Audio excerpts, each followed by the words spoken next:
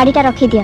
रखीदब शुणी पालुनी कि कहला पर से शाड़ीटा पिंधि बाघर भोजी की जीव भोजी को जीवे तो निज शाड़ी पिंधिकी जातु। बड़ घर बोहू ए भिकारी शाड़ी नहीं तो टणा उठरा कहीं घरे न पसुण मुंडे चाल बाजिलाई शाड़ीटा दे कहूची। आपण को झियो कहले जे मो मामू मते जो शाड़ीटा देइछंती ताको घरर चाकराणी भी से शाड़ी पिंधंती।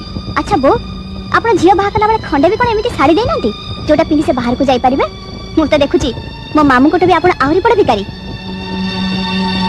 कौन कहला मो बोग तमे कौन कहला भारी बाधिला नु तमे जेतेबेले मो मामू को भिकारी बोली कहला मते सेतेबेले ठीक एमिति बाधिला। चुप कर बिना चुप कलु ए माने मो मामू को अपमान देबे आउ चुप रहि जबे काहे की बिना तू हो जो सब नाटर गोबर्धन आसु आसु ताको छाती रे जाके काने रे मंत्र फुके देलु। अपा मंत्र सिखिले केतेबेले आपण आपण को झियो त सब मंत्र रे ठिका नै जंती।